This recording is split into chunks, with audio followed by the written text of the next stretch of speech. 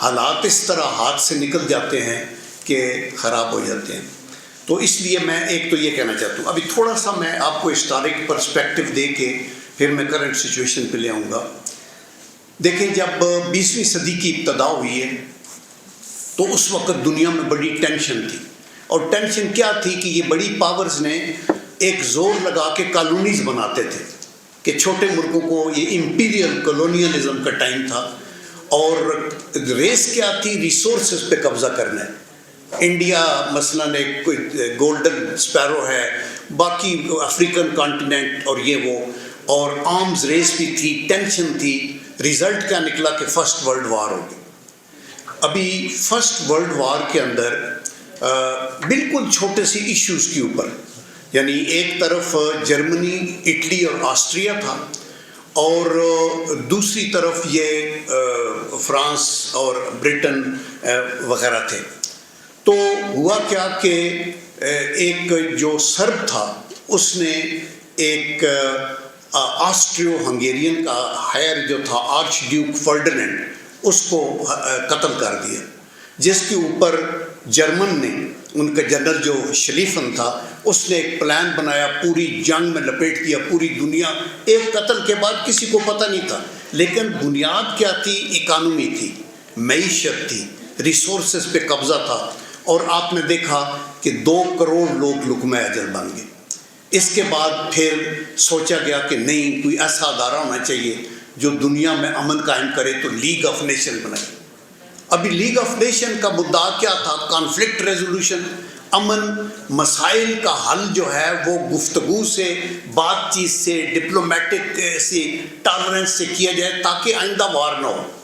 لیکن پھر انہوں نے لیگ آف نیشن کو چلنے نہیں دیا. اس میں رشیا ممبر بنا چھوڑ گیا، چائنا ممبر نہیں تھا. اور یہ بھی ویسٹ نے، چونکہ انہوں نے اس کو اپنے گھر کی، تو وہ رشین جو لیڈر لینن تھا، اس نے کہا تھا لیگ آف نیشن جو ہے وہ چوروں کا باورچی خانہ ہے اور یہ ان ایفیکٹو ہے. اور اس وقت جب کچھ بھی نہیں ہو رہا تھا تو ایک اٹالین فلاسفر نے یہ کہا، اس کا بھی نام بھی میں آپ کو بتا دوں گا. اس نے یہ کہا کہ old world order has died, new world order has not even been born and it is enduring to be born. اور یہ ٹائم ہے جہاں آپ کے جو ہاکش کنٹریز ہیں، مادر پیدر آزاد، جس پہ مرضی ہے ہاتھ رکھ دیں، وہ مانسٹرز، ان کے لیے فری گراؤنڈ ہے. اور اس کے بعد کیا ہوگا؟ اس نے کہا مجھے نہیں پتا کیا ہوگا، اور دوسری جنگ عظیم شروع ہوگی. آج ایگزیکٹلی یونائٹڈ نیشن بے اثر ہے، اور بالکل کسی کو ڈر نہیں ہے کہ انٹرنیشنل لا کیا ہے، انٹرنیشنل کورٹ آف جسٹس کیا کہتی ہے، اور وہ کرتے ہوئے تو ہم آگے بڑھتے جا رہے ہیں. تو جب سیکنڈ ورلڈ وار شروع ہوگی تو اس میں اس کا نتیجہ کیا نکلا؟ اس وار میں صرف ایک ملک کے پاس نیوکلیئر ویپن تھے، اور وہ امریکہ تھا. انہوں نے ہیروشیما اور ناگاساکی پہ داغ دی اور 3 لاکھ لوگ لقمہ اجل بنے. لیکن سیکنڈ ورلڈ وار میں 7 کروڑ لوگ ہلاک ہوئے، کوئی بیماریوں سے، کوئی فاقوں سے، کوئی سویلین زخمی، کوئی فوجی زخمی، 7 to 8 crores. So therefore today the situation is so alarming that we have to take care. اور یہ جو ہمارے ممالک ہیں ان کو یہ ریئلائز کرنا چاہیے. اس کے بعد دوسری جنگ عظیم کے بعد یونائٹڈ نیشن بنی. ابھی یونائٹڈ نیشن کس نے بنائی؟ وکٹرز نے بنائی. جو جیتے تھے انہوں نے اپنی ٹرمز پہ بنایا. وہ بھی امن میں انٹرسٹڈ نہیں تھے. انہوں نے کہا ایک سیکورٹی کونسل ہوگی، اس میں 5 لوگوں کے پاس ویٹو ہوگا، اور وہ جو ایک ویٹو کر دے گا تو آپ ساری دنیا کا جتنا بھی آپ کی ویو پوائنٹ ہے وہ سارا زیرو ہو جائے گا. یہی ہوتا رہا. پیلسٹائن کے مسئلے کے اوپر امریکہ نے 41 جو ہیں ویٹوز استعمال کی، اور ابھی ریسنٹلی تو 6-7 ویٹو استعمال ہوئے. کشمیر کے مسئلے پہ ویٹو استعمال ہوتے رہے اور یہ مسئلے حل نہیں ہو سکے. تو UN کو ٹوتھ لیس کر دیا گیا اس کو ابھی، اور اس کی انٹرنیشنل کورٹ آف جسٹس کو بھی ان کا جوتی کی نوک پہ لکھتے ہیں. آپ کو یاد ہے کہ نتن یاہو کو، یعنی انٹرنیشنل کورٹ آف جسٹس نے کہا وار کرائم میں انوالو ہے، اور اس کو کیا ہے، امریکہ میں جا رہا ہے تو ریڈ کارپیٹ ٹریٹمنٹ مل رہا ہے، حالانکہ اس کو اریسٹ ہو جانا چاہیے تھا. لیکن ایسے نہیں ہیں. سو دیئر فور ڈبل اسٹینڈرڈز ہیں. نو ان حالات کے اندر جب کہ یونائٹڈ نیشن بھی بے بس ہے تو دنیا ایک ٹرمائل کا شکار ہے. اور اس میں آپ نے دیکھا جس کی لاٹھی اس کی بھینس، جو پہلے ذکر بھی ہو رہا تھا، صابر صاحب بھی کر رہے تھے، وہ یہ ہے کہ انڈیا نے پاکستان پہ حملہ کر دیا. سارے بین الاقوامی قوانین کو بالائے طاق رکھ کے مشرقی پاکستان پہ حملہ ہو گیا. آپ بین الاقوامی سرحدوں کو عبور نہیں کر سکتے، ملکوں کے مسائل ہوں گے وہ انٹرنلی حل ہونے چاہیے، ادھر کر دیا. اس کے بعد اسرائیل نے ایران پہ حملہ کر دیا، اس سے پہلے کیا ابھی پھر کیا. ادھر سے ٹرمپ صاحب وینزویلا پہ چڑھائی کر دی. اس کا مطلب ہے کہ ود امپیونٹی ایز دے سے کہ you can be aggressor, you can do whatever you want to do. آج بین الاقوامی آرڈر میں رول آف لا نہیں ہے بلکہ رول آف فورس ہے کہ جس کے پاس. There for to survive for small nations you have to be very careful. پھونک پھونک کے قدم رکھنے ہیں. ہم اپنے اصولوں پہ کبھی تو کمپرومائز بھی نہ کریں، لیکن ہماری سپیریئر جو سفارتکاری ہے اور ہماری جو بین الاقوامی لوگوں میں، مسلم دنیا میں بھی اور مسلم دنیا کے باہر بھی، دوستوں میں اضافہ کرنا اور ملکی حالات کو بہتر کرنا. دیکھیں وہ پنجابی میں کہتے ہیں کہ جنہاں دے گھر دانے انہاں دے کملے بھی سیانے.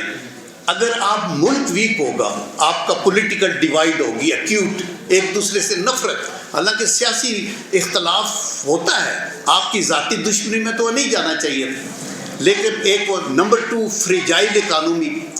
آپ یہ دیکھیں رائٹ فرام 1947 پاکستان کے پاس کیا کچھ نہیں تھا، سب کچھ تھا، ہم بہت آگے جا سکتے تھے، لیکن ہماری politico military leadership different timings میں آئے تو وہ ڈیلیور نہ کر سکے. وہ اس کے اوپر بڑا اچھا وہ شعر بھی ہے کسی کا کہ ہر چارہ گر کو چارہ گری سے گریز تھا، ورنہ ہمیں جو دکھ تھے بہت لادوا نہ تھے. میں یہ کہہ رہا ہوں after a prolonged experience of army, of parliament, of the senate, as a صحافی بھی میں 4-5 کتابیں فکر و خیال پہ لکھی ہیں. میں نے پاکستان کے 2 سب سے بڑے ادارے POF Pakistan ordnance factories, Pakistan steel mill, وہ بھی دیکھا ہے. آنیسٹ ٹو گاڈ یہ قوم بڑی عظیم قوم ہے. اس میں بڑے بڑے قلندر اور فقیر بندے میرے ساتھ بھی جو بیٹھے ہیں، ہم اکٹھے سینٹ کے اندر بھی تھے، اور بڑے آنیسٹ لوگ ہیں جو ڈیلیور کرنا چاہتے ہیں. صرف یہ ہے کہ آنیسٹی پہ، خدا خوفی پہ سسٹم ہو. یہ ملک ہمیں عزیز ہے، اس ملک کے لیے ہم جان بھی نثار کرنے کو تیار ہیں. احمد ندیم قاسمی کا بڑا اچھا ایک شعر ہے کہ بہت سا قرض مشیت کا ہے میرے سر پر، میں ساری کیوں نہ کٹا دوں کہ کچھ ادا ہو جائے. ہمیں یونٹی میں رہنا ہے ملک کے.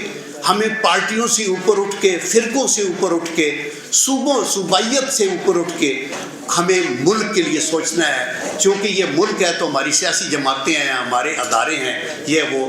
تو اس اسپرٹ کے اوپر اللہ کے کرم سے یہ مشکل وقت آتا رہتا ہے، لیکن وہ ایک قرآن ایک ورس ہے نا کہ وَلَا تَهِنُوا وَلَا تَحْزَنُوا وَأَنْتُمُ الْأَعْلَوْنَ إِن كُنتُم مُؤْمِنِينَ. نہ گھبراؤ نہ دل چھوڑو، فتح آپ کی ہوگی. شرط یہ ہے کہ آپ کا ایمان مضبوط ہو.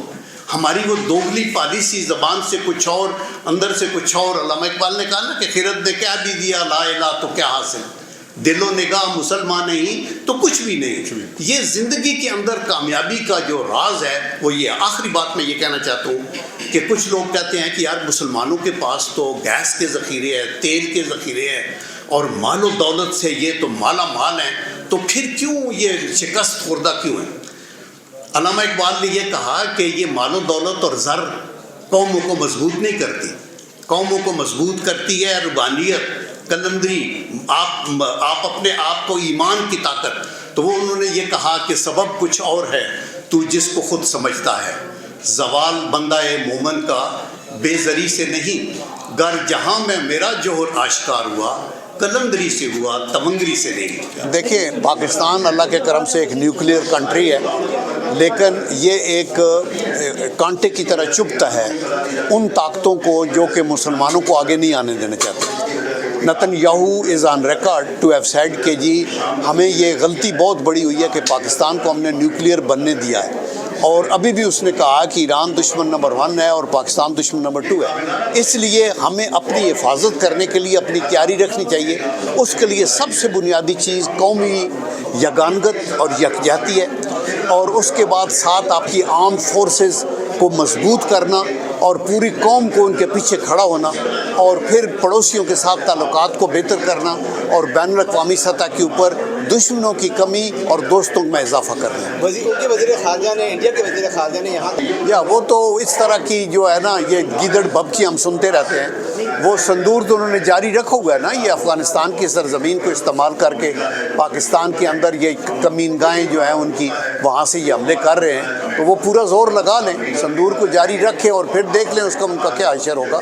ہمیں یہ چاہیے کہ افغانستان کے ساتھ ہم جنگ کو افورڈ نہیں کر سکتے، افغانستان کے ساتھ ہمیں کسی نہ کسی طریقے سے کوئی تھرڈ کنٹریز اپنے دوست مسلمان ملک ڈال کے تو افغان بھائیوں کو سمجھایا جائے کہ ہم افغانستان کے دشمن نہیں ہیں، ہم اپنے دونوں ونگز کے آگے دشمن کریٹ نہیں کرنا چاہتے، ہم ہمدرد ہیں، ہم آپ کے 30 لاکھ لوگ ہمارے پاس ہیں، آپ اس چیز کو سمجھیں، آپ یہ ٹی ٹی پی کے دہشت گردوں کو اپنے ملک میں بھلے رکھیں لیکن ان کو یہ اجازت نہ دیں کہ پاکستان میں جا کے وہ ناحق خون کریں، یہ اسلامی روایات کے بھی خلاف ہے، تو یہ سوچنا ضروری ہے۔